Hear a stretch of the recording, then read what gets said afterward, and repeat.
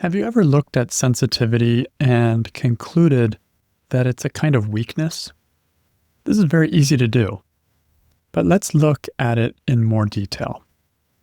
Why is it so easy to think that being an HSP or being sensitive means that you're weak?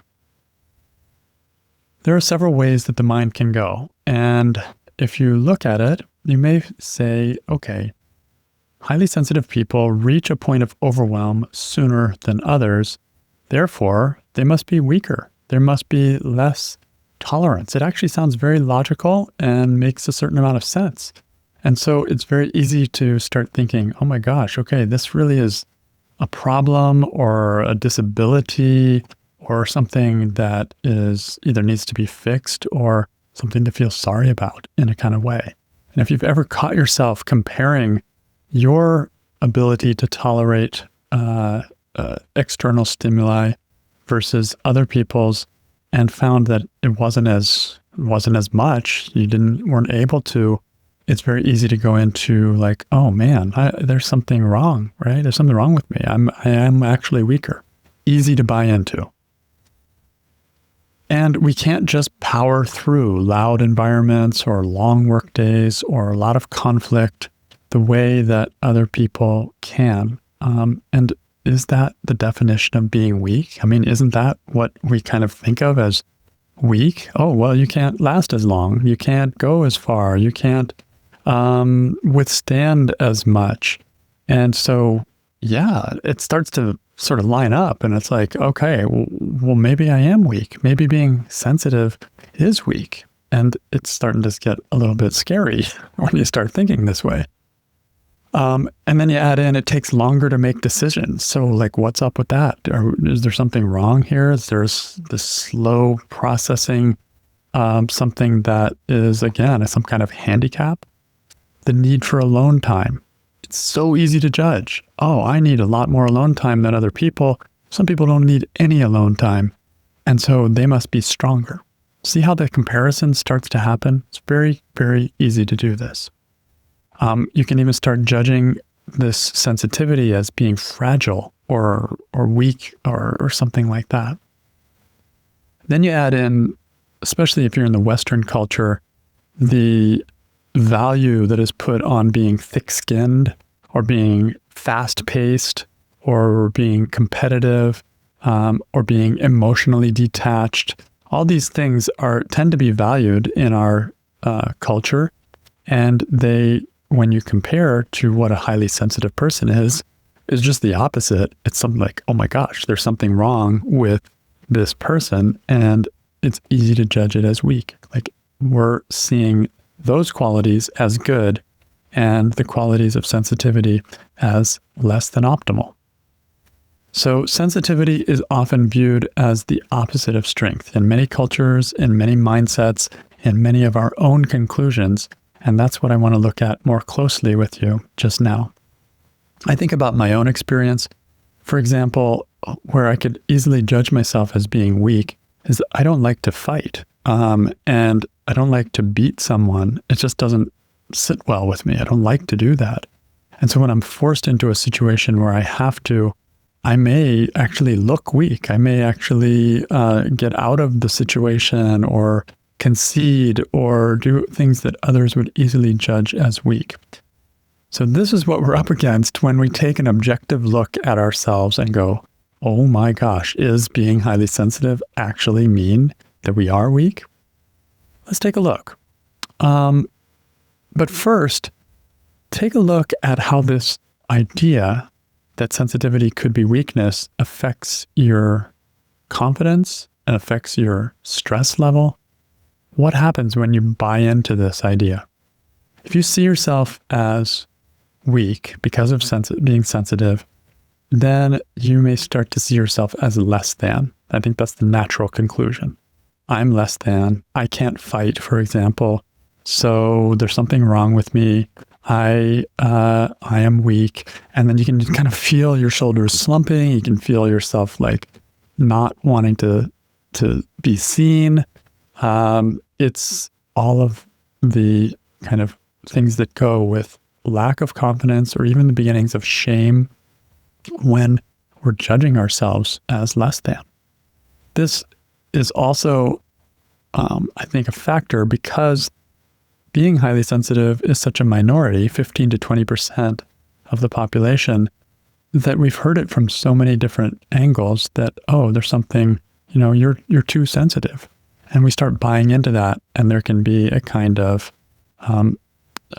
just like almost a shame that we take on from all of those inputs. We may then have an inner pressure to try to match other people and try to be like other people, and then we fall short. We're not able to. And so something's wrong with us. Something's off. I'm weak. There's something wrong. So if you're trying to match other people's energy, trying to match their productivity, trying to match their social pace, you're going to start wishing you were different. You're going to start thinking something wrong, and it just weighs. You can feel the weight. It just weighs you down. And then the other cousin of that is you can find yourself trying to start to change yourself. And this can look like too much emphasis on self-development. I love self-development. I love learning, growing, expanding, all of that. But if I'm doing it because I think I'm weak and there's something wrong with me and I need to change and I'm not good enough, then that's a very different kind of approach to self-development. And it can actually feel depressing if I'm honest with it. So the problem is that as highly sensitive people, we often are measuring ourselves by the ruler of those who are not highly sensitive. And that's actually not a fair thing for us to do. If you're measuring yourself by someone else's ruler, you're going to fall short. It's just that's the way it is. Not just with sensitivity, but anytime you're measuring yourself by someone else's ruler, that's just not fair. And yet we do it. So how can we start viewing ourselves in a more balanced way? I think the first thing is this idea of better and worse are unfair words to begin with. If you're comparing, it's the old thing of comparing apples and oranges. You can't compare apples and oranges. They're different. They're just different. It's like saying that a dog is better than a cat or vice versa. Some people love dogs. Some people love cats. That's a different thing. That's preference. But dogs are dogs and cats are cats. And you can't say one is better than the other. They just are different. So they just have different qualities. And so sensitive people and non-sensitive people are different. And if you're trying to compare them and make one better than the other, that's an artificial comparison. It's easy to do. We all do it, but it's artificial and it's not fair. So highly sensitive people are just different than others who are not as highly sensitive. And the idea of better or worse doesn't make sense. Another way to look at that is like better at what? Comparison only works when you're comparing similar things. If you compare, for example, the ability to work long hours, an HSP is going to be worse at that. We can only work so long and then that's it. We reached our limit. So, oh my gosh, that means I'm worse, right? I'm weak. There's something wrong with me. Like all that judgment comes in. But if I compare, say, the ability to plan something so that all the parts of the plan work together harmoniously and everyone involved is happy with it, an HSP is going to be way better at that than someone with less sensitivity. So what are we comparing? Like better at what? Why is there only one? Why are we only comparing ourselves to what people who are not sensitive are good at? No wonder we're always going to feel like we're weaker or less than, because we're comparing ourselves to where they're strong every time. But if we reverse that, start comparing them to where we're strong, you start to see this comparison makes no sense at all. Sensitive people are better at some things, and people with less sensitivity are better at some things. And why make a value judgment in terms of our overall, oh yes, sensitive people are weaker or something needs to change about them? It's not true. It doesn't make sense.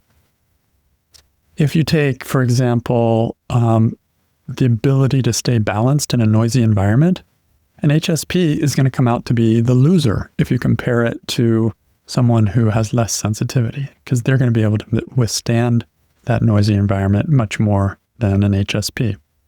But if you compare the ability to truly listen to someone, an HSP is probably going to knock it out of the park. They're going to be able to really be there, listen emotionally, listen and intelligently, hold the space in a very beautiful way.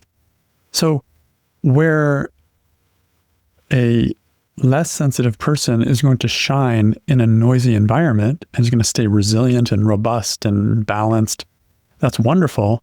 But where the highly sensitive person is going to shine is in a situation where they are able to give that gift of listening that they know how to do better than anyone else.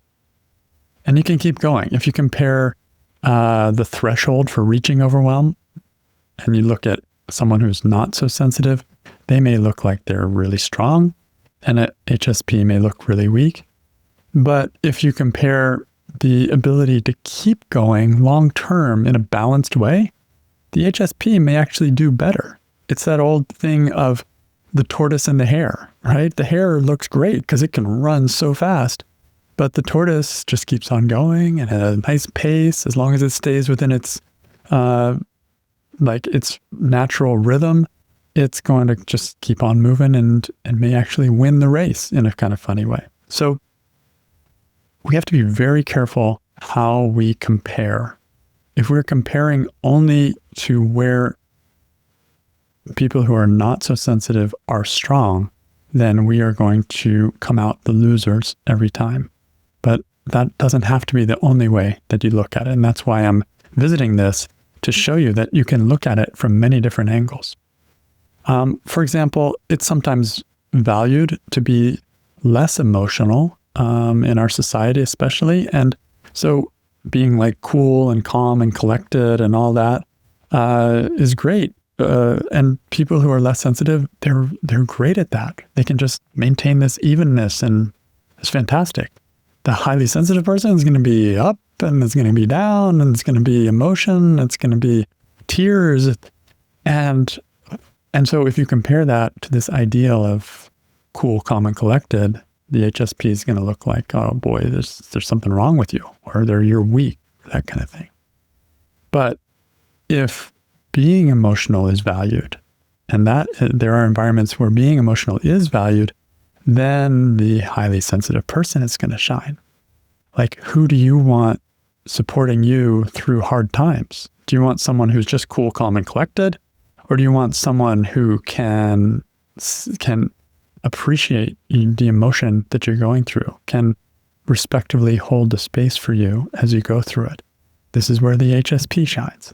So you get to see how we shine in different ways. We all have different strengths.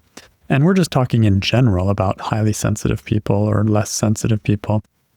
But each individual also has strengths. And we all have weaknesses too. And so I don't have to make it mean overall there's something wrong with me if somebody else is better at something. Because even though they're better at that, I'm probably better at something else. And I like to see the broad perspective to avoid going down that rabbit hole of feeling like I'm not good enough. You know, you can look at the need for alone time, and HSPs do need more alone time. And you can think, oh my gosh, other people don't, so HSPs must be weak. They must be fragile. But if you're interested in knowing yourself better, if you're interested in the subtle areas of the inner world, then seeking out an HSP who understands the value of being alone may be exactly where you'd want to go. So it's all relative. It's all relative. We underestimate our strength as highly sensitive people, and we forget that if we stay balanced, we may be stronger in many, many ways that others cannot be. We have advantages that others do not have. So it's just not fair to compare ourselves to people who are less sensitive and use their strengths as the benchmark for judging ourselves. There is room in life for heroes and powerful leaders, and there is room in life for quiet gardeners and listeners who hold the space, and both are valuable.